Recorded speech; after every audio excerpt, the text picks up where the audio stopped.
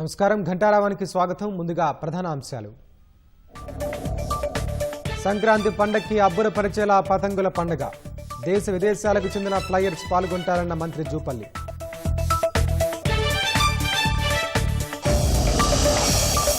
మేడారం అభివృద్ధి పనులను పరిశీలించిన మంత్రి సీతక్క. భక్తులకు ఇబ్బందులు తలెత్తకుండా ఏర్పాట్లు చేయాలని ఆదేశం.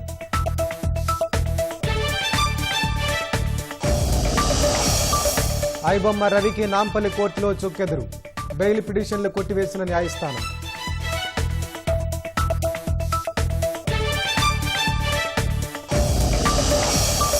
కోనసీమ బ్లోట్ వద్ద కొనసాగుతున్న ఫైర్ ఫైటింగ్. మంటలు అదుపు చేయడానికి శ్రమిస్తున్న ఓఎన్జీసీ సిబ్బంది.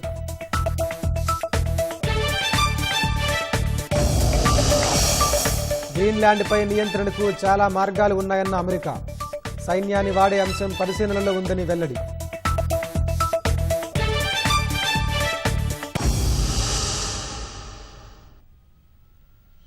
ఐబొమ్మ నిర్వాహకుడు యమంది రవి బెయిల్ పిటిషన్లు నాంపల్లి కోర్టు కొట్టివేసింది. సైబర్ క్రైమ్ పోలీస్ స్టేషన్లో నమోదైన 5 కేసుల్లో బెయిల్ ఇవ్వాలని రవి న్యాయస్థానాన్ని ఆశ్రయించాడు.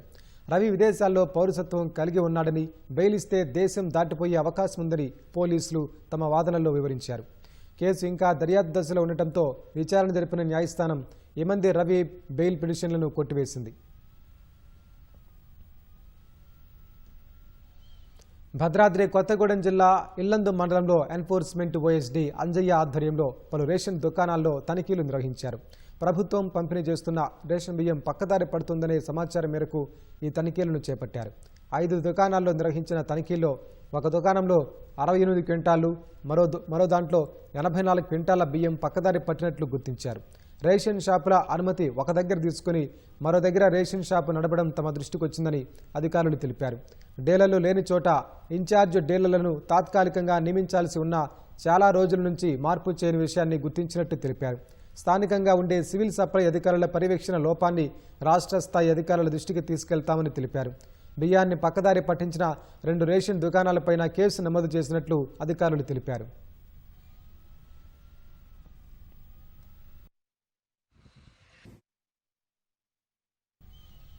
మహబూబాబాద్లోని ఓ పెస్టిసైడ్స్ దుకాణం యజమాని తమను మోసం చేశాడంటూ రైతులు నిరసనకు దిగారు.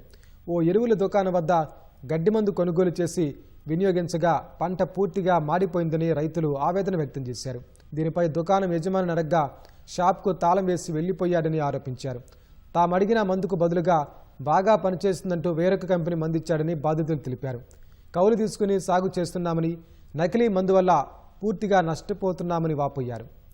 దుకాణం యజమానిపై చర్యలు చేపట్టి తమకు నష్టపరిహారం ఇప్పించాలని బాధితులు డిమాండ్ చేశారు.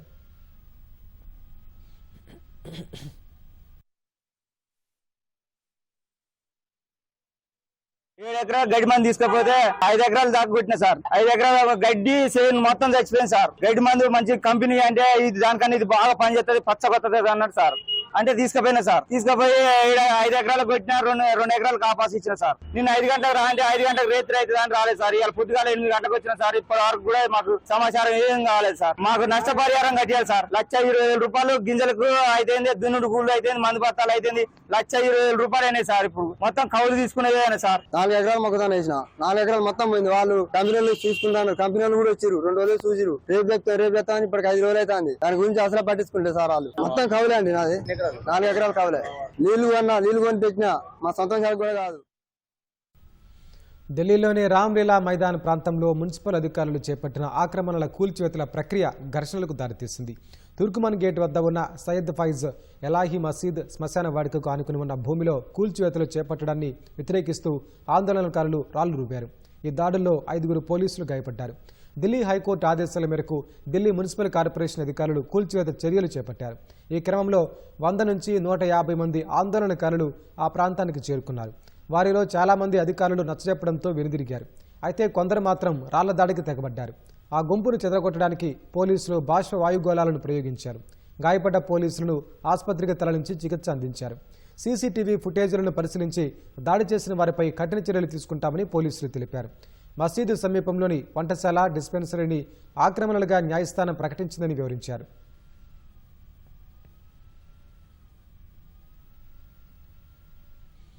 బంగ్లాదేశ్లో మరో హిందూ యువకుడు ప్రాణాలు కోల్పోయాడు. దొంగతనం చేశాడనే అనుమానంతో తనను వెంబడిస్తున్న గుంపు నుంచి తప్పించుకోవడానికి 25 ఏళ్ల యువకుడు కాలువలోకి దూకి చనిపోయాడు. నవగావ్ జిల్లాలోని మహాదేవ్పూర్లో ఈ ఘటన జరిగింది. సమాచారం తెలుసుకున్న పోలీసులు కాలువ నుంచి మృతదేహాన్ని వెలికితీశారు. మృతుని బండార్పూర్ గ్రామానికి చెందిన మిథున్ సర్కార్గా గుర్తించారు. మిథున్ నిజంగా దొంగతనం చేశాడా లేదా అన్నది ఇంకా నిర్ధారణ కాలేదు. సోమవారం హిందూ వ్యాపారిని జెస్సోర్ జిల్లాలో దుండగులు తలపై కాల్చి చంపారు. అదే రోజు నర్సింగిడిలో మణి అనే ఓ దుకాణం యజమానిని కత్తులతో పొడిచి చంపారు. జనవరి 3న షరియత్పూర్ జిల్లాలో మూకదాడిలో కోకన్ చంద్రదాస్ మరణించారు. అంతకుముందు అమృత్ మోండాల్, దీపు చంద్రదాస్ వంటి వారు మూకదాడిలో ప్రాణాలు కోల్పోయారు. 2026 టీ20 ప్రపంచ కప్ మ్యాచ్లను భారత్ వెలుపలకు తరలించాలన్న బంగ్లాదేశ్ క్రికెట్ బోర్డు అభ్యర్థనను అంతర్జాతీయ క్రికెట్ మండలి తిరస్కరించినట్టు తెలుస్తోంది. ఈ మేరకు జాతీయ మీడియా వార్తలు ప్రచురించింది. మంగళవారం జరిగిన వర్చువల్ సమావేశంలో మ్యాచ్లను భారత్లోనే ఆడాలని ఐసీసీ వర్గాలు బీసీబీ అధికారులకు తేల్చి చెప్పినట్లు పేర్కొంది. టీ20 ప్రపంచ కప్ ఆడటానికి బంగ్లాదేశ్ జట్టు భారత్కు వెళ్లకపోతే పాయింట్లు కోల్పోయే ప్రమాదం ఉందని ESPN క్రికిన్ఫో తెలిపింది. అయితే ఐసీసీ తమకు అలాంటి ఏ విధమైన హెచ్చరికలు చేయలేదని బీసీబీ వర్గాలు పేర్కొన్నాయి. 2026 టీ20 ప్రపంచ కప్లో బంగ్లాదేశ్ తమ 4 గ్రూప్ సి మ్యాచ్లన్నీ భారత్లో ఆడాల్సి ఉంది. ఫిబ్రవరి 7న వెస్టిండీస్తో, తర్వాత ఇటలీతో జరిగే మొదటి 3 గ్రూప్ మ్యాచ్లు కోల్కతాలో ఆడాల్సి ఉంది. ఫిబ్రవరి 17న నేపాల్తో జరిగే 4వ చివరి గ్రూప్ మ్యాచ్ కోసం వారు ముంబైకి రావాల్సి ఉంది. బంగ్లాలో హిందువులపై హింస పెరిగిపోతున్న నేపథ్యంలో బీసీసీఐ సూచనలతో ఐపీఎల్ జట్టు నుంచి బంగ్లాదేశీ పేసర్ ముస్తాఫిజుర్ రెహమాన్ను కేకేఆర్ రిలీజ్ చేసింది. ఇందుకు నిరసనగా ఐపీఎల్ ప్రసారాలను నిషేధిస్తున్నట్లు బంగ్లాదేశ్ ప్రకటించింది. టీ20 ప్రపంచ కప్ మ్యాచ్లను భారత్ నుంచి ఇతర దేశాలకు తరలించాలని ఐసీసీని అభ్యర్థించింది. వెనిజువేలా 30 మిలియన్ల నుంచి 50 మిలియన్ బ్యారెళ్ల అధిక నాణ్యత కలిగిన చమురును అమెరికాకు అందజేస్తుందని అమెరికా అధ్యక్షుడు డొనాల్డ్ ట్రంప్ ప్రకటించారు. చమురు అమ్మకం ద్వారా వచ్చే ఆదాయాన్ని తాను నియంత్రిస్తానని, తద్వారా అవి వెనిజువేలా, అమెరికా రెండింటికీ ప్రయోజనం చేకూరుస్తాయని ట్రూత్ సోషల్లో ట్రంప్ రాసుకొచ్చారు. చమురును దాని మార్కెట్ ధరకు విక్రయించి నేరుగా అమెరికాకు రవాణా చేస్తామని ట్రంప్ అన్నారు. చమురును నిల్వ నౌకల ద్వారా తీసుకెళ్లి నేరుగా అమెరికాలోని అన్లోడింగ్ డాక్లకు తీసుకోవాలని వెల్లడించారు. అమెరికా ఇంధన కార్యదర్శి క్రిస్ రైట్ను వెంటనే చర్య తీసుకోవాలని తాను ఆదేశించారని ట్రంప్ అన్నారు. మరోవైపు అధ్యక్షుడు నికోలస్ మదురోను అరెస్టు చేయడానికి అమెరికా చేసిన దాడుల్లో 24 మంది వెనిజువేలా భద్రతా అధికారులు మరణించారని వెనిజువేలా తెలిపింది. వెనిజువేలాలో జరుగుతున్న పరిణామాల పట్ల భారత్ తీవ్ర ఆందోళన చెందుతోందని విదేశాంగ మంత్రి ఎస్ జయశంకర్ అన్నారు. అమెరికా, వెనిజువేలా ప్రభుత్వాలు చర్చించి ప్రజల శ్రేయస్సు, భద్రతకు ప్రాధాన్యత ఇవ్వాలని విజ్ఞప్తి చేశారు.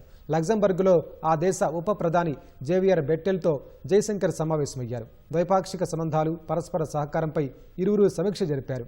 ఐరోపా సమాఖ్యలో భారత్కు కీలక భాగస్వామిగా లగ్జంబర్గ్ ఉందని జయశంకర్ వివరించారు. ఈ సందర్భంగా వెనిజువేలా పరిస్థితులపై ఆందోళన వ్యక్తం చేసిన జయశంకర్ చాలా ఏళ్లుగా ఆ దేశంతో భారత్కు మంచి సంబంధాలు ఉన్నాయని తెలిపారు. తర్వాత లగ్జంబర్గ్ ప్రవాస భారతీయులతో జరిగిన సమావేశంలో ప్రసంగించిన జయశంకర్ ఆపరేషన్ సింధూర్ సమయంలో పాశ్చాత్య దేశాల కపటత్వం బయటపడిందని విమర్శించారు. మైళ్ల దూరంలో ఉన్న దేశాల్లో ఉద్రిక్తత నెలకొంటే అవి ఆందోళన చెందుతాయని, కానీ తమ సొంత ప్రాంతంలో ప్రమాదాలు వాటి కంటికి కనపడవని వివరించారు. గ్రీన్లాండ్ను స్వాధీనం చేసుకోవడానికి వివిధ ఎంపికలను పరిశీలిస్తున్నామని శ్వేతసౌధం ప్రకటించింది. గ్రీన్లాండ్పై నియంత్రణ సాధించేందుకు తమ వద్ద చాలా ఆప్షన్లు ఉన్నాయని, వాటిల్లో సైన్యాన్ని వాడే అంశం కూడా ఉందని white house press secretary Karoline Leavitt పేర్కొన్నారు. గ్రీన్లాండ్ను స్వాధీనం చేసుకోవడం అమెరికా భద్రతా ప్రాధాన్యతకు సంబంధించిన విషయమని, ఆర్కిటిక్ ప్రాంతంలో తమ ప్రత్యర్థులను అరికట్టడం చాలా ముఖ్యమని అమెరికా అధ్యక్షుడు ట్రంప్ స్పష్టం చేశారని లీవిట్ అన్నారు. ఈ ముఖ్యమైన విదేశాంగ విధాన లక్ష్యాన్ని సాధించడానికి ట్రంప్ అనేక ఎంపికలను చర్చిస్తున్నారని చెప్పారు. కాగా జనవరి 6న గ్రీన్లాండ్పై ట్రంప్ చేసిన ప్రకటనలను వ్యతిరేకిస్తూ యూరోపియన్ దేశాధినేతలు సంయుక్త ప్రకటన విడుదల చేశారు. ఆర్కిటిక్లో భద్రతను అమెరికా, నాటో దేశాలు కలిసి సార్వభౌమాధికారం, ప్రాదేశిక సమగ్రతను గౌరవిస్తూ ఐరాస సూత్రాల ఆధారంగా సమిష్టిగా పరిష్కరించుకుందామని విజ్ఞప్తి చేశారు. గ్రీన్లాండ్పై డెన్మార్క్, గ్రీన్లాండ్ ప్రజలకు మాత్రమే నిర్ణయం తీసుకునే హక్కు ఉంటుందని స్పష్టం చేశారు.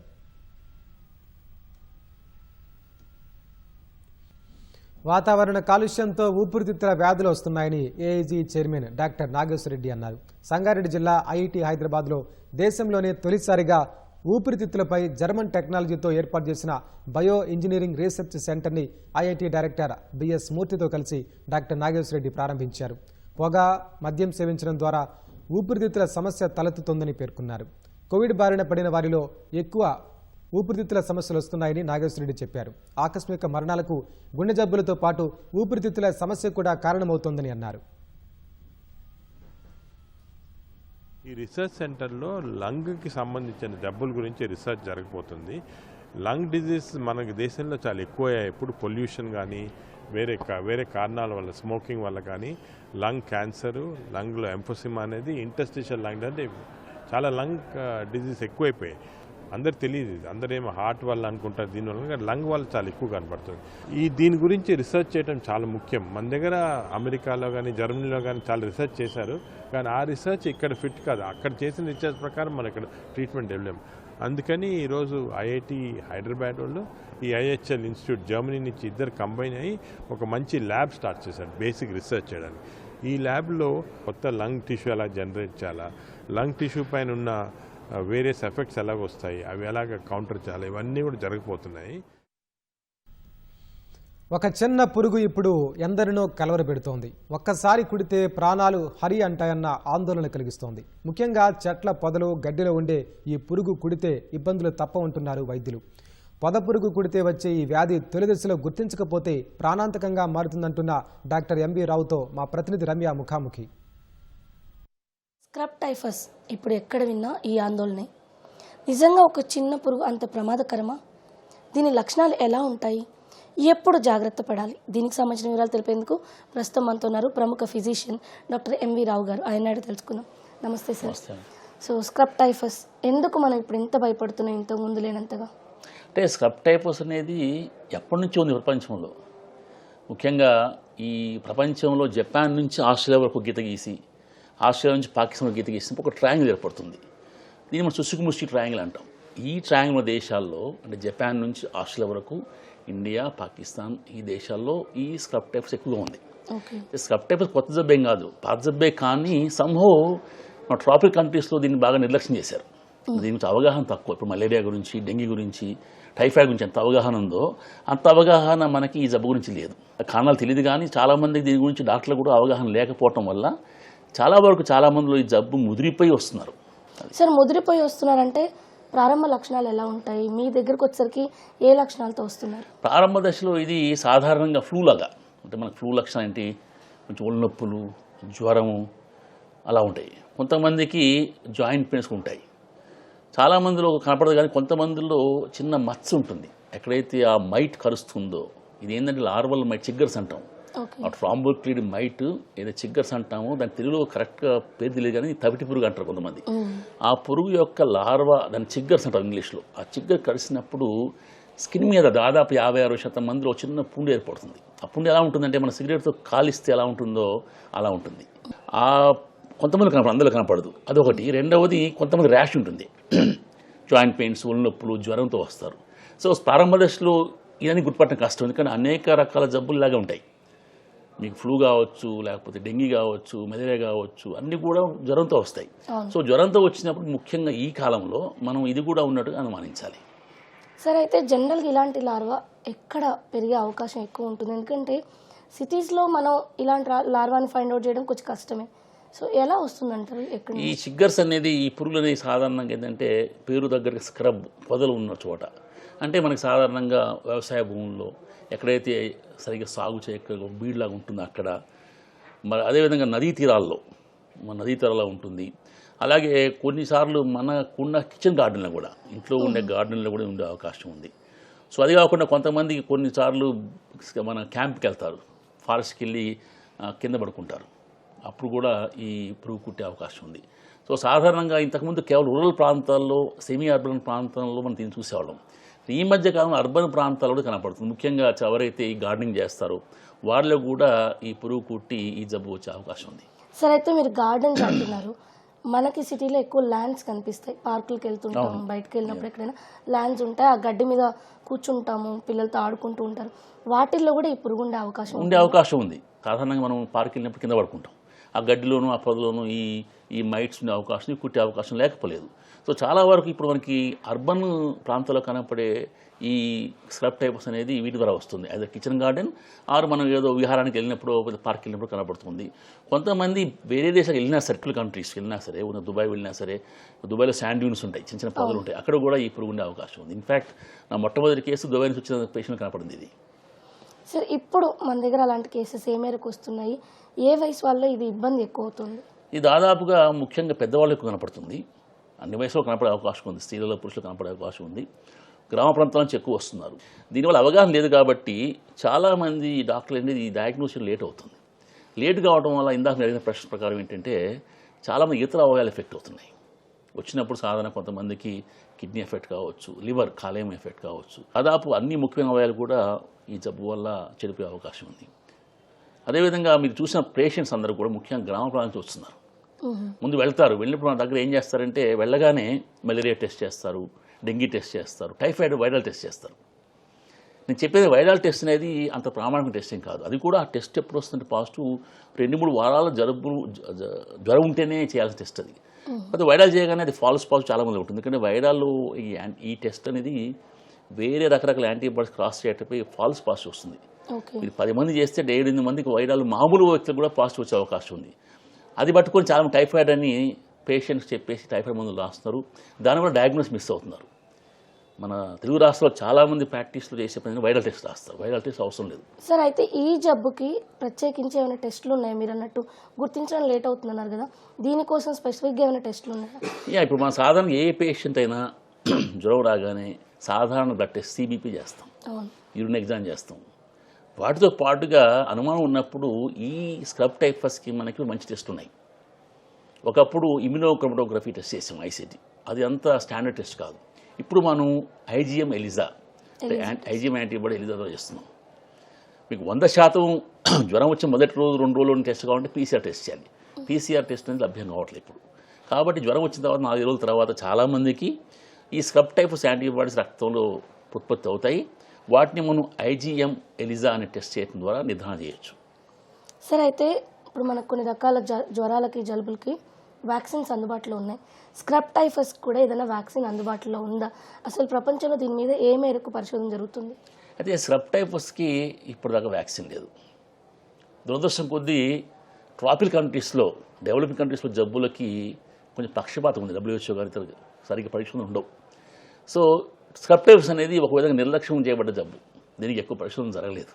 మన దేశంలో కొంతవరకు జరుగుతున్నాయి కానీ ప్రపంచ ఆరోగ్య సంస్థ కానీ లేదా ఇతర పాశ్చాత్య దేశాలు కానీ దీని మీద ఏమాత్రం శ్రద్ధ చూపటం లేదు. దీని మీద ఎక్కువ వ్యాక్సిన్ డెవలప్ చేయడం కానీ ఇతర పరిశోధనలు కావటం లేదు. కాకపోతే అదృష్టం ఏంటంటే ఇది తొందరగా గుర్తిస్తే ట్రీట్మెంట్ చాలా సులభము, చాలా చౌక, అవుట్ పేషెంట్గా చిన్న యాంటీబయాటిక్. ముఖ్యంగా మన రాష్ట్రాల్లో వైద్యులు కానివ్వండి, ప్రజలు కానీ దీని గురించి అవగాహన పెంచుకోవాలి. జబ్బు తగ్గనప్పుడు సింపుల్గా ఒక టెస్ట్ చేస్తే అది పెద్ద ఖరీదు చేసుకోవడం కాదు, అందులో బయటపడుతుంది. దానికి ట్రీట్మెంట్ చాలా సింపుల్. చాలామంది అవుట్ పేషెంట్ కానీ ఆ మందులు మొదలు పెడితే పూర్తిగా నయమే జబ్బు ఇది. సరే అయితే మీరు అన్నారు దీంట్లో ఆర్గాన్లు ఎక్కువ ఫెయిల్ అయ్యే అవకాశం ఉంటుందని. అలానే ఒక్క రోజులో ఈ ప్రక్రియ అంతా జరిగేది కూడా కాదు. లక్షణాలు బయటపడిన ఎన్ని రోజులకి ఈ వెంటిలేషన్ అనేది ఉంటుంది? ఆ టైంలో ఆర్గాన్ ఫెయిల్యూర్ వరకు రాకుండా ఎప్పుడు దీన్ని ముందే గుర్తించవచ్చు? మేము చూసిన పేషెంట్స్లో సాధారణంగా 7 నుంచి 10 రోజుల తర్వాత, దాదాపు 1-2 వారాల తర్వాత ఈ ప్రక్రియ మొదలవుతుంది. ఒక 1 రోజులు జ్వరం ఉంటుంది, నొప్పులు ఉంటాయి, డాక్టర్ తిరుగుతూ టెస్టులు చేయించుకుంటారు. ఆ తర్వాతనే ఈ ప్రాబ్లం స్టార్ట్ అవుతుంది. మేము సాధారణంగా పెద్ద హాస్పిటల్ కాబట్టి ఇట్లా సీరియస్ అనే పేషెంట్ మనకి వస్తుంటారు. చాలా వరకు పేషెంట్లు ఇతర వస్తుంటే ఆక్సిజన్ తగ్గో, బీపీ తగ్గో అంటే సెప్టిక్ షాక్లోనో, లేకపోతే ఇతర అవయవాలు జాండీస్తోనో, లేకపోతే గుండె దెబ్బతినో, కిడ్నీ దెబ్బతినో వస్తుంటారు. అప్పుడు టెస్ట్ చేసినప్పుడు వెంటనే బయటపడుతుంది. ఇన్ఫ్యాక్ట్ చాలామందికి ఇలా వచ్చినప్పుడు ఇతర పరీక్ష నాలుగు ఉన్నప్పుడు మేము ఎంపరికల్గా టెస్ట్ రిజల్ట్ రాకముందే దీని ట్రీట్మెంట్ స్టార్ట్ చేస్తున్నాం. అదృష్టం ఏంటంటే ఈ జబ్బులో మల్టిపుల్ ఆర్గాన్ డ్యామేజ్ సీరియస్గా ఉన్నా సరే ట్రీట్మెంట్ స్టార్ట్ చేసి చాలామంది బయటపడుతున్నారు. బాగా ముదిరి ఎక్కువ ప్రాబ్లమ్స్ ఉన్న వాళ్ళకి ప్రాణభయం ఉంటుంది. ఒకప్పుడు డాక్టర్స్ చేయి పట్టుకొని నాడి పట్టుకొని జబ్బు చెప్పేవాళ్ళు అనేవాళ్ళు. టెస్టుల ద్వారా తెలుసుకోవడంలో తప్పేం లేదు, ఇంకా వివరంగా తెలుస్తుంది డాక్టర్లు అందరూ చెప్తున్నమాట. అయితే ఇప్పుడు మీరు అన్నారు చాలామంది వైద్యులు కూడా దీన్ని గుర్తించడంలో ఫెయిల్ అవుతున్నారని. ఎందుకని ఈ లోపం ఎక్కడుందంటారు? దీనికి అవగాహన లేకపోవడం ఒక కారణం. దురదృష్టం కొద్ది మన దేశంలో వైద్య విధానము టీచింగ్ అంతా వెస్ట్రన్ ఓరియంట్ ఉంటుంది. ఉదాహరణకు ఎంబీబీఎస్లో కానీ ఎండీలో కానీ, ఉదాహరణ ఎండీలో మాకంతా ఎప్పుడు కూడా హార్ట్ వాల్వ్స్, దాని జబ్బులు, పక్షవాతం ఇవి చెప్తారని తప్ప డయాబెటీస్ గురించి కానివ్వండి, బ్లడ్ ప్రెషర్ గురించి కానివ్వండి, మనం ముఖ్యంగా మన దేశంలో ఉండే న్యూట్రిషన్ సమస్యలు అంటే పోషకాహార సమస్యలు కానివ్వండి, జబ్బులు ట్రాపికల్ డిసీజెస్, టైఫాయిడ్ కావచ్చు, మలేరియా కావచ్చు, డెంగీ కావచ్చు, చికెన్గున్యా కావచ్చు, స్క్రబ్ కావచ్చు, ఇంట్లో ట్రైనింగే ఉండదు. 3 సంవత్సరాల్లో ఏదో మొక్కుబడిగా ఒక 4 రోజులు 15 రోజులు మాకు ఫీవర్ హాస్పిటల్ పోస్టింగ్ ఉంటుంది. మొత్తం ట్రైనింగ్ అంతా కూడా వెస్ట్రన్ టెక్స్ట్ బుక్స్ ఓరియంట్ ఉంటుంది. కాబట్టి ఇప్పుడు ఈ మధ్య కాలంలో ప్రభుత్వం దాని గురించి ఆలోచిస్తుంది. ట్రాపికల్ మెడిసిన్ గురించి మన దేశంలో జబ్బులు ఎలా ఉన్నాయి, మన గణాంకాలు సరిగా లేవు, స్టాటిస్టిక్స్ బాగా ఉండి ఏ జబ్బు ఎక్కువ ఉంది దేని స్ట్రెస్ చేయాలి, దాని విధంగా పాఠ్యాంశాలు మార్చినప్పుడే ఇది బాగుపడుతుంది. అది కాకుండా డాక్టర్లు ఏంటంటే మెడిసిన్ ఎవరు చేంజింగ్ సబ్జెక్టు, ఈ రోజు ఉన్నది రేపు ఉండదు. కాబట్టి ఇప్పుడు మన అదృష్టం ఏంటంటే ఇంటర్నెట్ మనకు లభ్యమవుతుంది. అన్ని పుస్తకాలు, అన్ని ప్రశ్న పత్రాలు చాలా వరకు మనకి ఇంటర్నెట్ లభ్యమవుతుంది. కాబట్టి మా మిత్రులకు చెప్పే విషయం ఏంటంటే ప్రతిరోజు తప్పకుండా ఒక అర్ధగంట నాకు అని స్పెండ్ చేస్తే మనకు అప్డేట్ చేసుకోవచ్చు. ఇప్పుడు సంక్రాంతి పండుగ వస్తుంది. పట్నం నుంచి అందరూ పల్లెబాట పడతారు. మన ఊరు వెళ్తే ఊర్లో పొలాలు ఉంటాయి, చెట్లు ఉంటాయి, ఆడుతూ పాడుతూ ఉంటారు, సరదాగా సంతోషంగా గడిపొస్తారు. అయితే ఇప్పుడు స్క్రబ్ టైఫస్ కొంత భయపడుతుంది. కాబట్టి ఎలాగైతే కుక్క కాటుక ఉంటే మనం క్లీన్ చేసుకోవాలి ఫస్ట్ అనేది ఒక ఫస్ట్ ఎయిడ్ ఉంటుందో, అలాగే స్క్రబ్ టైఫస్ ఏదైనా కరిచింది, అది ఇదే కాకపోయి ఉండొచ్చు, ఏదైనా ఉండొచ్చు. బేసిక్గా మనం ఎలాంటి జాగ్రత్తలు తీసుకోవాలి, పిల్లలకు కానివ్వండి, పెద్దవాళ్ళు కానివ్వండి, ఏదైనా కుట్టినప్పుడు ఎలాంటి జాగ్రత్తలు తీసుకోవాలి, ఒకవేళ ఒంటి మీద ఆ మచ్చ కనిపిస్తే ఎప్పుడు డాక్టర్ని సంప్రదించాలి? చాలా మంచి ప్రశ్న. ఇది prevention is always better than cure and also cheaper. మనకి ప్రివెన్షన్ వస్తే అసలు ప్రాబ్లం ఉండదు. సో దీనికైనా ముఖ్యంగా పరిసరాలు శుభ్రంగా ఉండాలి. ముఖ్యంగా పొదలు, చెట్లు, చాముండవ దగ్గర శుభ్రంగా ఉండాలి. మనం పడుకునే ప్రాంతం శుభ్రంగా ఉండాలి. పిల్లలకు దళసరి అంటే తిక్కు ఉన్న సాక్స్ కానివ్వండి, పొడగాటి చేతులు ఉన్న చొక్కాలు వేస్తే మంచిది. అదేవిధంగా మనకి ఎనీ ఇన్సెక్ట్ రిపెలెంట్స్ ఉంటాయి, డైఈథిల్ టార్నమెంట్ DEET అని, అది చాలా షాపులో మీకు లభ్యమవుతుంది. DEET అనే ఇన్సెక్ట్ రిపెలెంట్ రాసుకుంటే ఈ పురుగు దగ్గర రాదు. అది కాకుండా మీకు ఏమైనా అనుమానం వస్తే, సాధారణంగా ఈ పురుగు కుట్టిన నొప్పి ఉండదు, కొంతమంది తెలుస్తుంది కానీ ఇచ్చింగ్ లాగా తమకు తెలియదు. ఒకవేళ మచ్చకనబడ్డ అనుమానం వచ్చిన వెంటనే డాక్టర్ని సంప్రదించాలి. ముఖ్యంగా జ్వరం వచ్చినప్పుడు ప్రారంభ దశలోనే, ఇప్పుడు మిగతా టెస్ట్ నార్మల్గా ఉన్నప్పుడు డాక్టర్ మీకు సలహా ఇవ్వచ్చు, సార్ నేను ఇలా వెళ్ళాను స్క్రబ్లోకి, ఇట్లా బీడ్లో పడుకున్నాను, బయట పడుకున్నాను, నది అక్కడ ట్రెక్కింగ్కి వెళ్ళాము, ఇలా అది చెప్తే తప్పకుండా అనుమానం వచ్చి టెస్ట్ చేసి దానికి మందులు ఇచ్చే అవకాశం ఉంది. ఇప్పుడు చాలామంది డాక్టర్లు ఏంటంటే ఈ 2-3 సంవత్సరాల్లో చాలామంది కూడా డిస్ట్రిక్ట్స్లో కానీ తాలూకులో ఈ టెస్ట్ చేసి సమర్థవంతంగా ట్రీట్మెంట్ ఇస్తున్నారు. సో కొంతమందికి అనుమానం రాక మిస్ అవుతున్నారు, కానీ చాలామంది కూడా ఈ టెస్ట్ ఈ జబ్బు గురించి అవగాహన తెలుసుకొని అవగాహన ఏర్పడింది కాబట్టి ఇప్పుడు చాలా ట్రీట్మెంట్ ఇస్తున్నారు. ఇంకోటి ఏంటంటే చాలామంది ఏం చేస్తారంటే ఏదైనా జబ్బు రాగానే సెల్ఫ్ మెడికేషన్ మొదలెడతారు. మన దేశంలో 99% మంది కూడా డాక్టర్ దగ్గరికి వచ్చే ముందు ఒక యాంటీబయాటిక్ వేసుకుని వస్తారు జ్వరానికి. అది మంచిది కాదు. సెల్ఫ్ మెడికేషన్ డేంజర్ మీకే కాదు, సమాజానికి కూడా. దానివల్ల ఏమవుతుందంటే మీకు కాంప్లికేషన్ వస్తాయి, సమాజంలో యాంటీబయాటిక్ రెసిస్టెన్స్ పెరుగుతుంది. కాబట్టి సొంతంగా యాంటీబయాటిక్స్ వాడకూడదు. సో తప్పకుండా జ్వరం వచ్చినప్పుడు మీరు టెస్ట్ చేయించుకొని సమర్థవంతమైన యాంటీబయాటిక్స్ వాడితే ఈ సమస్య రాదు. Thank you sir, thank you so much. ఇది స్క్రబ్ టైఫస్ గురించి అంతగా ఆందోళన చెందాల్సిన అవసరం లేదు. అయితే శరీరంపై దద్దురు లాంటిది కానివ్వండి, మచ్చ లాంటిది కనిపిస్తే తప్పనిసరిగా వైద్యుల్ని సంప్రదించాలని, జ్వరం, జలుబు లాంటి లక్షణాలు ఉంటే కూడా ఎక్కడైనా ఇలాంటి మచ్చలు ఉండి అలాంటి లక్షణాలు ఉంటే తప్పనిసరిగా ఆసుపత్రికి వెళ్ళి తగిన చికిత్స తీసుకోవడం ద్వారా వెంటనే మనల్ని మనం కాపాడుకోవచ్చు అని చెప్తున్నారు డాక్టర్ ఎంవి రావు గారు. కెమెరా పర్సన్ బాలాజీతో రమ్య, ఈటీవీ న్యూస్, హైదరాబాద్. సంక్రాంతి పండగ వస్తే గాలిపటాలతో ఆకాశం కలకల్లాడుతుంది. కానీ ఈ ఆనందానికి చైనా నైలాన్ మాంజా రూపంలో ప్రాణాంతక ప్రమాదం దాగి ఉంది. పలుచగా కనిపించే ఈ నైలాన్ దారం అత్యంత పదునుగా ఉండటంతో చిన్నపాటి నిర్లక్ష్యంతో ప్రాణ నష్టం లేదా శాశ్వత వైకల్యాలకు దారితీస్తోంది. చైనా మాంజా కారణంగా ఇటీవలి కాలంలో ద్విచక్ర వాహనదారులు, ప్రజలు, పక్షులు తీవ్రంగా గాయపడుతున్న ఘటనలు వెలుగులోకి వస్తున్నాయి. విద్యుత్ తీగలపై మాంజా వేలాడటం వల్ల గొంతు తెగటం, చేతులు, కాళ్లకు లోతైన గాయాలవుతున్నాయని, దీంతో ప్రమాదాలు ఎక్కువగా జరుగుతున్నాయని ప్రజలు వాపోతున్నారు. పక్షుల విషయంలో ఇది మరింత దారుణంగా మారిందని, అవి గాయాల వల్ల ఎగరలేక మృత్యువాత పడుతున్నాయని పక్షుల ప్రేమికులు ఆవేదన వ్యక్తం చేస్తున్నారు. ఈ నైలాన్ మాంజా అనేది వచ్చిన తర్వాత మనం చూస్తున్నాము, పక్షులకే కాదు మనుషులకు కూడాను ఇది చాలా హార్మ్ఫుల్ ఉండడము, మనం యాక్సిడెంట్స్ జరగడము, ఈవెన్ డెత్స్ వరకు లీడ్ చేయడము మనం చూసాము. కనుక ఈ సందర్భంలో ఎలాంటి ప్రికాషన్స్ తీసుకోవాలి, అది కొనుక్కోవడానికి వెళ్ళినప్పుడు అది నైలాన్ మాంజానా లేకపోతే మామూలు మాంజానా ఒకసారి అది కనుక్కోవాల్సిన అవసరం ఉంటుంది. మన పైన ఉంది, ఎవరు కొంటామో మనము దాని గురించి ఆలోచిస్తే చాలా మటుకు సమస్యలు రావు. ఎందుకంటే బర్డ్స్ అనేది మనం connected to Sankranti festival and అప్పుడే వలస పక్షులు వచ్చే టైం కూడా, ఆ టైంకే మనకి ఈ మాంజా అనేది వాడడం జరుగుతుంది. దో ఇట్ ఈస్ బ్యాండ్, అది Telangana first government state ban చేసింది 2017లో. బట్ స్టిల్ ఇల్లీగల్గా దాన్ని వాడుతున్నారు. బట్ అది 3 రోజులు వాడడం వల్ల కూడా ఇయర్ లాంగ్ రెస్క్యూస్ మాకు వస్తూనే ఉంటాయి. మోస్ట్లీ మనం రెస్క్యూ చేసే టైంకే అవి చనిపోవడం జరుగుతుంది, లేదా వింగ్ బ్రేక్ అవ్వడం జరుగుతుంది, లేదా కాలు విరిగిపోవడం జరుగుతుంది.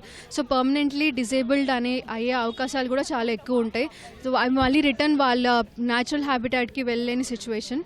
సో దయచేసి మాంజా నిషేధించండి. సాధారణ పత్తి దారంతో పోలిస్తే చైనా మాంజా బలంగా పదునుగా ఉంటుంది. గాజు పొడి, రసాయనాలతో తయారైన ఈ దారం చాలా గట్టిగా ఉంటుంది. పతంగులు ఎగరవేసిన తర్వాత మాంజా వృక్షాలలో చిక్కుకుపోవటం, కరెంటు వైర్లపై కనిపించకుండా ఉండటం వల్ల పక్షులకు, వాహనదారులకు యమపాశంలా మారుతోందని south west zone DCP Chandramohan అన్నారు. దీన్ని 2017లోనే తెలంగాణ ప్రభుత్వం బ్యాన్ చేసినా కొన్ని దుకాణాల్లో గుట్టు చప్పుడు కాకుండా అమ్ముతున్నారని మండిపడ్డారు. ఎక్కడైనా మాంజా అమ్మకాలు జరిగితే ప్రజలు పోలీసులకు సమాచారం ఇవ్వాలని డీసీపీ చంద్రమోహన్ కోరారు. యాక్చువల్లీ ఈ చైనీస్ మాంజా అనేది మనకు చాలా పర్యావరణకు సంబంధించిన ఎన్నో నష్టాలను కలిగిస్తుంది. అందులో ముఖ్యంగా మనుషులకు, ఎవరైతే బైక్ మీద వెళ్తారో లేదంటే ఎవరైనా నడుచుకుంటే వెళ్తారో వీళ్ళందరికీ కూడా అక్కడ ఏదన్నా ఈ చైనీస్ మాంజాకి సంబంధించిన తాడు ఉంటే పొరపాటున అది తాకినా, లేదంటే దాన్ని తట్టుకొని పడ్డా, లేదా వెహికల్ ముందు నుండి వెళ్తున్నా అది ఎంతో షార్ప్గా ఉంటుంది. అండ్ ఆ తాడు,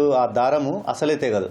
దానివల్ల ఏమవుతుంది అంటే అవసరమైతే చర్మాన్నే కోసుకొని పోతుంది, కానీ చైనీస్ మాంజా అనేది తెగదు. అది చాలా చాలా మనకు నష్టాలను కలిగిస్తుంది. మనుషులే కాకుండా ఇంకా పక్షులకు, తర్వాత జంతువులకు, కుక్కలు కానీ, తర్వాత ఇంకేమైనా ఆవులకు, వీటికి కూడా క్యాజువల్గా వెళ్తున్నా కానీ కూడా ఈ రకమైన జరుగుతుంది. అంతేగాక ఈ చైనీస్ మాంజా అనేది అదొక ప్లాస్టిక్ దాంతో చేసింది కాబట్టి అది భూమిలో అది కరగదు. దానివల్ల ఏమైందంటే పర్యావరణానికి కూడా నష్టం జరుగుతుంది. ఇవన్నిటిని దృష్టిలో పెట్టుకొని మేము విస్తృతంగా రైడ్ చేయడం జరిగింది. కొన్ని ఆన్లైన్ ద్వారా కూడా మనకు అవి చేస్తున్నట్టు తెలిసింది. ఇవి మన ఏరియాలో కాకుండా నార్త్ ఇండియా నుండి డంప్ చేస్తున్నట్టు తెలిసింది. నిన్న కూడా ఒక 252 బాబిన్స్ కూడా సీజ్ చేయడం జరిగింది. మెయిన్ గా ఈ అఫెండర్స్ అవుట్స్కట్స్ లో వీళ్ళు గోడౌన్ లాగా పెట్టుకొని నమ్మిన కంప్లైంట్ ఉంటే వాళ్ళ ద్వారా మాత్రమే చేస్తున్నారు, కానీ డైరెక్ట్ వెళ్ళి అడిగితే ఎవరు చేయలేదు. ఇది ఒక పెద్ద దందలాగా ఉంది. ఖచ్చితంగా మేము కేసులు కడుతున్నాం. అందరి మీద కూడా ఎవరెవరైతే ఇన్వాల్వ్, ఇది అమ్మడంతో పాటు అమ్మడం, కొనడం, వాడడం కూడా నేరం.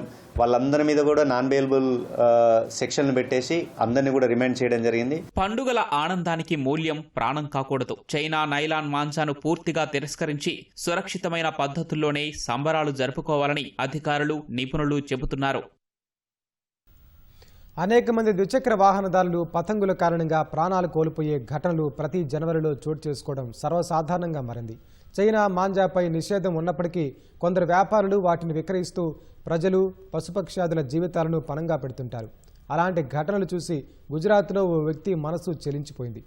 అలాంటి ముప్పు నుంచి ప్రజలను రక్షించేందుకు తన వంతు బాధ్యతగా కొంత సమయాన్ని వెచ్చిస్తున్నాడు అహ్మదాబాద్ నివాసి మనోజ్ బావసర్. 20 ఏళ్ల నుంచి చైనీస్ మాంజా నుంచి ద్విచక్ర వాహనదారులను రక్షించడానికి కృషి చేస్తున్నాడు. ఉత్తరాయణ పండుగకు కొన్ని రోజుల ముందు నుంచే మరణాలు ఎక్కువగా సంభవించే ఫ్లైఓవర్లు, వంతెనలపై గాలిపటాల దారాలు ట్రాఫిక్పై పడకుండా లోహపు తీగల్ని కవచంలా ఏర్పాటు చేస్తుంటారు మనోజ్. ఆయన సమాజ సేవలో అహ్మదాబాద్ మున్సిపల్ కార్పొరేషన్ అధికారులు కూడా భాగమవుతుంటారు.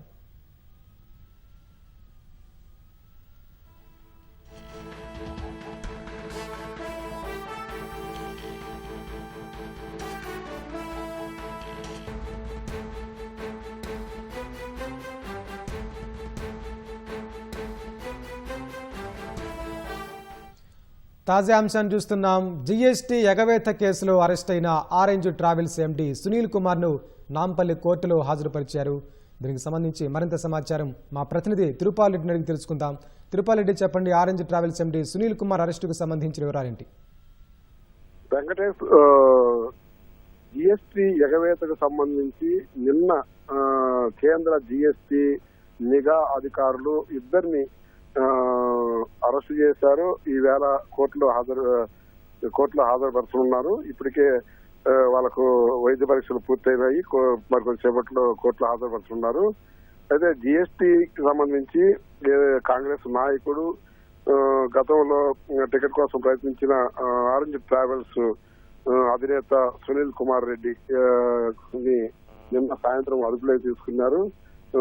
ఈయన ఆరెంజ్ ట్రావెల్స్ ద్వారా ప్యాసింజర్ల దగ్గర నుంచి జిఎస్టీ వసూలు చేస్తూ ప్రభుత్వానికి కట్టకుండా గత కొన్ని సంవత్సరాలుగా తానే పూర్తిగా దాన్ని ఉపయోగించుకున్నట్టుగా అధికారులు గుర్తించారు. ఇటీవల కాలంలో జిఎస్టీకి సంబంధించి డేటా అనలిటిక్స్ అదేవిధంగా ఇతర ఏజెన్సీలు సంబంధించిన పూర్తి స్థాయిలో పరిశీలించిన తర్వాత ఈ విషయం బయటపడిన తర్వాత పూర్తిగా వాళ్ళ ఆఫీసుల మీద దాడి చేసి దానికి సంబంధించిన పూర్తి రికార్డులు కూడా స్వాధీనం చేసుకున్నారు.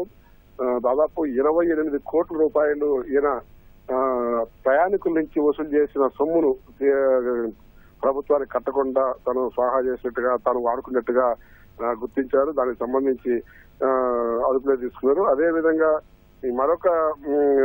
మరొక ఎండి అంటే trillion lead factory private limited అనే మేనేజింగ్ డైరెక్టర్ చేతన్ కూడా అదుపులో తీసుకున్నారు. ఈయన బోగస్ బినామీ సంస్థల ద్వారా జిఎస్టీకి సంబంధించి ఐటీసీ క్రియేట్ చేసి దాన్ని స్వాహా చేసి దానికి ప్రయత్నం చేసినట్టుగా మనకు సమాచారం ఉండదు. దానిని గుర్తించి నిన్న అదుపులో తీసుకున్నారు. దాదాపు ఈయన కూడా 22 కోట్ల రూపాయలు ఐటీసీ నకిలీ ఐటీసీ క్రియేట్ చేసినట్టుగా గుర్తించారు. దీనికి సంబంధించి ఇతను కూడా అరెస్ట్ చేశారు. జిఎస్టీ 2017 చట్ట ప్రకారము ఎవరైనా సరే 5 కోట్ల నుంచి ఫ్రాడ్ చేసినప్పటికీ లేకపోతే ఎగవేతకు పాల్పడినప్పటికీ కూడా వాళ్ళని అరెస్ట్ చేసే అధికారం జిఎస్టీ అధికారులకు ఉన్నది. అయితే కేంద్ర జిఎస్టీ అధికారులైనా లేకపోతే రాష్ట్ర జిఎస్టీ అధికారులైనా కానీ ఎవరైనా ఎగవేతకు పాల్పడినట్లు కూడా పూర్తి స్థాయిలో ఆధారాలు ఉన్నట్లయితే కూడా ఎవరి పరిధిలో ఉన్న లైసెన్సీలపైన దాడులు చేసేదానికి సోదాలు చేసేదానికి అధికారం ఉండదు.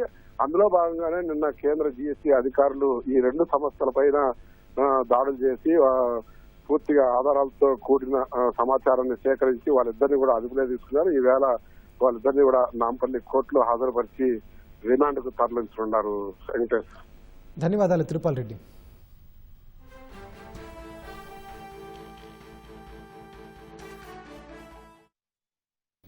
అంబేద్కర్ కోనసీమ జిల్లా ఇరుసు మండలం ఓఎన్జీసీ బ్లోఅవుట్ మంటలు 3 రోజులుగా కొనసాగుతున్నాయి. మొదటి రోజుతో పోలిస్తే తీవ్రత తగ్గిన మంటలు కొనసాగుతున్నాయి. అగ్ని కీలలకు దగ్ధమైన యంత్రాలు ఇతర సామగ్రిని ఘటనా స్థలం నుంచి అధికారులు బయటకు తీస్తున్నారు. మంటలపై అగ్నిమాపక యంత్రాలతో నీటిని విరజిమ్మే ప్రక్రియ నిరంతరాయంగా కొనసాగుతోంది. భారత అంతరిక్ష పరిశోధనా సంస్థ ఇస్రో మరో కీలక ప్రయోగానికి సిద్ధమైంది. జనవరి 12వ తేదీ ఉదయం 10:17 పిఎస్ఎల్వి C-62 మిషన్ను శ్రీహరికోట సతీష్ ధావన్ అంతరిక్ష కేంద్రంలోని మొదటి లాంచ్ ప్యాడ్ నుంచి ప్రయోగించనున్నట్లు ఇస్రో పోస్టు చేసింది. ఇది పిఎస్ఎల్వికి చెందిన 64వ ప్రయోగం. ఇందులో ప్రాథమిక పేలోడ్గా EOS-N1 అన్వేషణను కక్షలో ప్రవేశపెట్టనున్నారు. వ్యవసాయం, పట్టణ మ్యాపింగ్, పర్యావరణ పరిశీలన రంగాల్లో భారత రిమోట్ సెన్సింగ్ సామర్థ్యాన్ని పెంచేందుకు ఈ ఉపగ్రహాన్ని ఇస్రో రూపొందించింది. బెంగళూరుకు చెందిన ఆర్బిట్ ఎయిడ్ ఏరోస్పేస్ అభివృద్ధి చేసిన ఆయిల్ శాట్ సహా విదేశాల నుంచి మరో 18 పేలోడ్లను కూడా పిఎస్ఎల్వి నింగిలోకి మోసుకెళ్లనుంది. ఆయిల్ శాట్ ద్వారా తొలిసారి కక్షలో ఇంధనాన్ని నింపే సామర్థ్యాన్ని పరీక్షించనున్నట్లు ఇస్రో తెలిపింది. పునర్వినియోగ, సుస్థిర ఉపగ్రహ కార్యకలాపాల దిశగా ఇది కీలకమైన ముందడుగు కానుంది.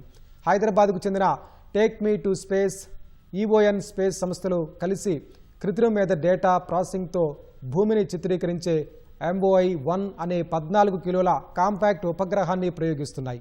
2025లో చేపట్టిన పిఎస్ఎల్వి C-61 మిషన్ విఫలమైంది. ఈ నేపథ్యంలో 2026లో చేపట్టిన ఈ మొదటి కక్ష ప్రయోగం ప్రాధాన్యం సంతరించుకుంది.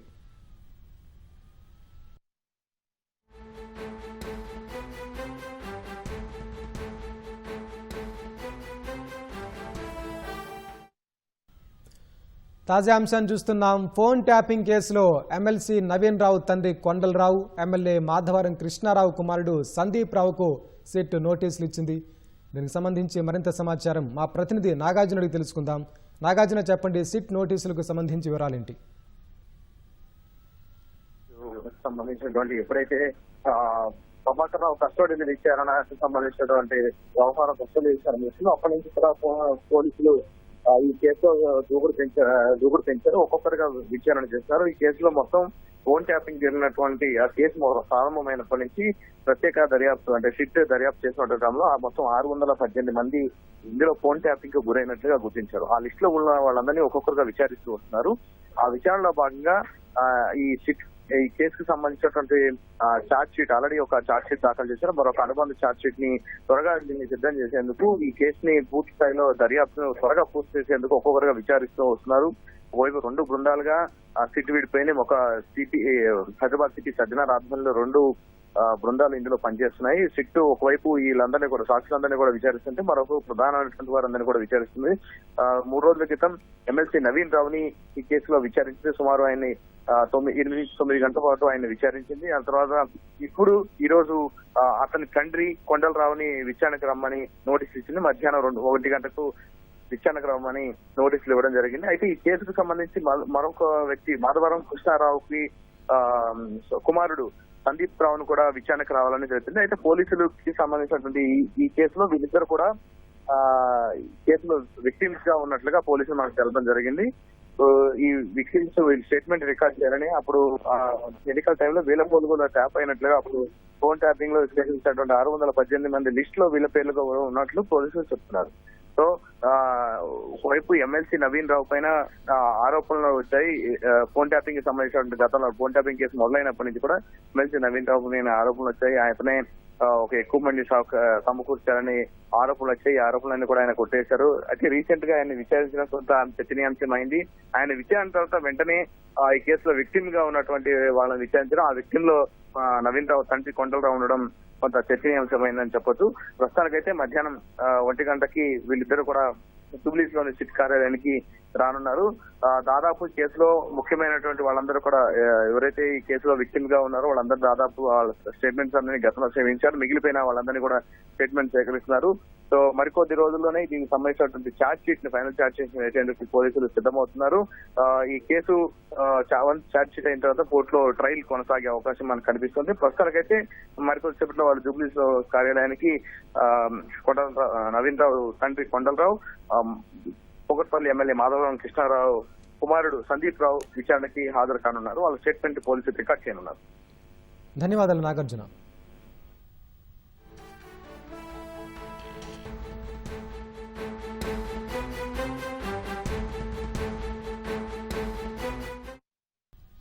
మంచిర్యాల జిల్లా మందమరి మార్కెట్లో ఆర్టీసీ బస్సు సేవలను కార్మిక శాఖ మంత్రి వివేక్ ప్రారంభించారు. మందమరి మార్కెట్ నుంచి మంచిర్యాలకు 20 ఏళ్ల క్రితం బస్సు సేవలు నిలిచిపోయాయి. ప్రజలు పడుతున్న ఇబ్బందులపై ఈటీవీ ఈనాడులో వచ్చిన వరుస కథనాల మీద మంత్రి వివేక్ స్పందించారు. మందమరి మార్కెట్ నుంచి మంచిర్యాలకు ఆర్టీసీ బస్సు సేవలను పునరుద్ధరించారు. త్వరలోనే హైదరాబాద్ కూడా బస్సు సేవలు అందుబాటులోకి తెస్తామని వివేక్ తెలిపారు.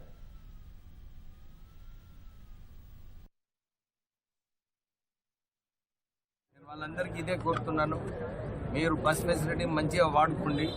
ఎందుకంటే ఇప్పుడే కలెక్టర్ గారు చెప్పినట్టు మహిళలకు బస్ ట్రావెల్ ఫ్రీ ఉంది. కానీ స్కూల్ టైమింగ్స్లో స్కూల్ పిల్లలకు పోవటానికి ఆ ఫెసిలిటీ కల్పించాలని చెప్పి అందరితో కోరుతూ మరి టు హైదరాబాద్ 5 గంటలకు ఒక బస్సు వేయాలని చెప్పి వారికి కూడా కోరడం జరిగింది. ఆర్టీసీకి త్వరలోనే ఆ బస్ ఫెసిలిటీ కూడా ప్రారంభం చేస్తాం.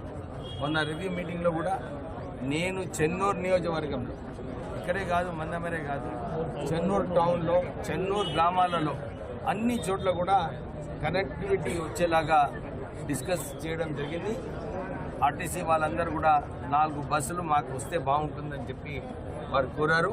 దాని ప్రకారంగానే ఎండీ గారు కూడా తక్షణమే 4 బస్సెస్ శాంక్షన్ చేశారు.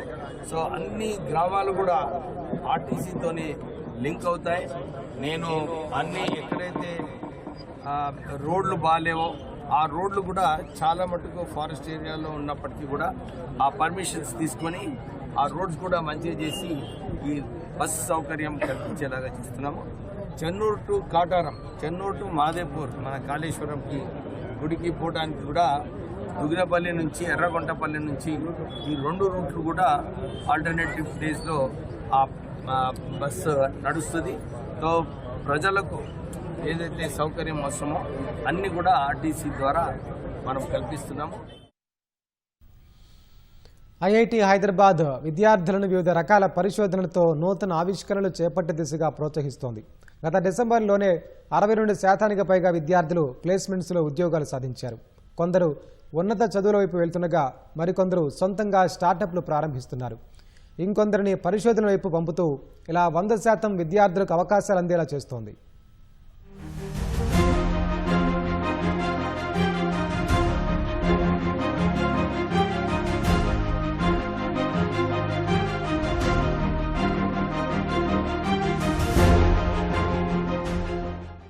ఐఐటి హైదరాబాద్ విద్యార్థుల భవిష్యత్తుకు ఆశాజ్యోతిగా మారింది. విద్యార్థులను అత్యుత్తమంగా తీర్చిదిద్దడానికి దేశంలో ఏ ఐఐటిలో లేని విధంగా వినూత్న కార్యక్రమాలు చేపడుతున్నారు.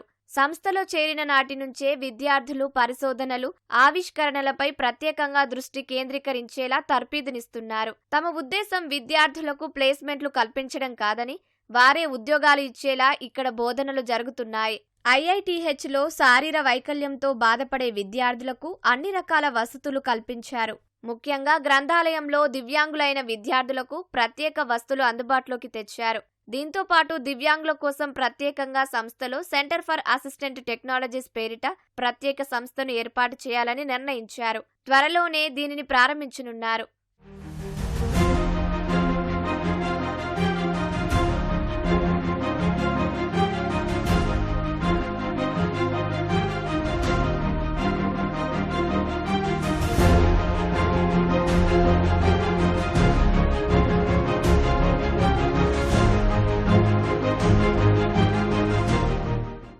విద్యార్థుల్లోని సృజనాత్మకతను వెలికితీసేందుకు గత ఏడాది ఆగస్టులో సరికొత్తగా భారతి పేరిట ప్రత్యేక కార్యక్రమాన్ని ప్రారంభించినట్లు ఐఐటిహెచ్ డైరెక్టర్ బిఎస్ మూర్తి తెలిపారు.